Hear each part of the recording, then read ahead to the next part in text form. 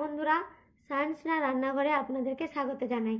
আজকে আমি মাটির পাত্রে মাংস রান্না করব। এখনকার দিনে যেখানে ননস্টিকের সব ব্যবহার করা হয় জিনিসপত্র, আমি ইচ্ছে হলো যে একবার একটা মাটির পাত্রে রান্না করি। তাই আজকে আমি মাটির পাত্রে ব্যবস্থা করেছি, কাঠের খুন্তি নিয়েছি। এরপরে আমি রান্নাটা শুরু করব। রান্না করার জন্য আমি 500 গ্রাম মতো মাংস নিয়েছি। 500 গ্রাম মতো মাংস নিয়েছি, সেটা নুন হলুদ দিয়ে মেখে রেখেছি। এখানে আলু কেটে রেখেছি, টমেটো, পেঁয়াজ কুচি আর নিয়েছি আদা রসুন বাটাটা চালু করে নেব। এবার প্রথম দিয়ে দিচ্ছি সরষের তেল।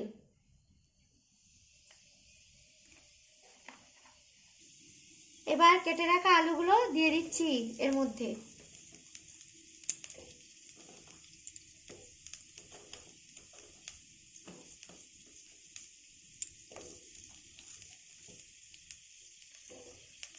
আলুগুলোকে লাল লাল করে ভেজে নেব।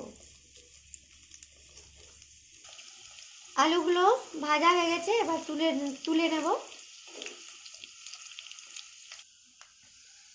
এরপর দিয়ে দিচ্ছি পেঁয়াজ কুচি।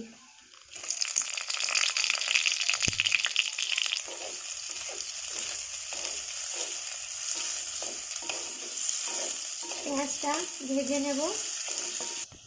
পেঁয়াজটা ভাজা হয়ে এসেছে, এরপর দিয়ে দেব আদা রসুন বাটা।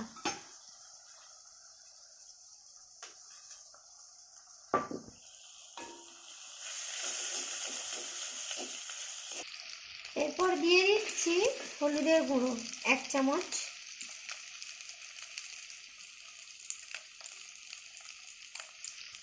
দিয়ে দেব ধনিয়া গুঁড়ো 1 চামচ। দিয়ে দিচ্ছি 1 চামচ লঙ্কার গুঁড়ো। যে যার স্বাদ মতো দেবেন। এই জন্য লঙ্কাটা স্বাদ মতো দিতে বললাম, যা অনেকে লঙ্কা কম খান, কেউ বেশি খান, সেই জন্য লঙ্কাটা যে যার স্বাদ মতো দেবেন। দিয়ে দিচ্ছি কাটা টমেটোগুলো। এরপর মশলাগুলো ভালো করে নেড়ে দেব। মশলাগুলো ততক্ষণ নাড়বেন যতক্ষণ না মশলা থেকে এইভাবে তেল ছেড়ে দিচ্ছে। এরপর দিয়ে দিচ্ছি মাংসগুলো।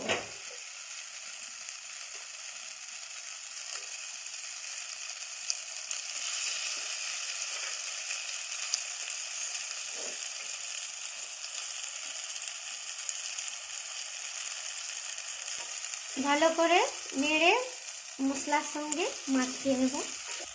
ভেজে রাখা আলুগুলো এর উপর দিয়ে দেবো।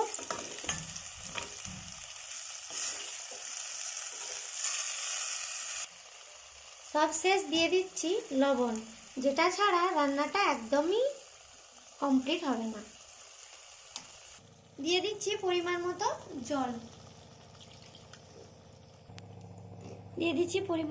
জল।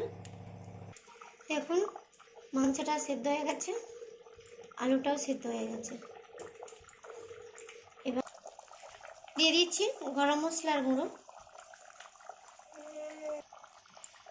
দেখুন আমার রান্নাটা কমপ্লিট হয়ে গেছে। এভাবে আপনারাও বানিয়ে ফেলুন মাটির পাত্রে মাংস। এটা যেমন সুস্বাদু হয় তেমন টেস্টও। এটা যেমন সুস্বাদু হয় তেমন সহজেও বানানো যায়। আপনারা যদি আমার রান্নাটা আপনাদের ভালো লেগে থাকে তাহলে একটা লাইক দিয়ে দেবেন আর চ্যানেলটাকে সাবস্ক্রাইব করবেন, যাতে আমি আবার নতুন নতুন ভিডিও দিতে পারি।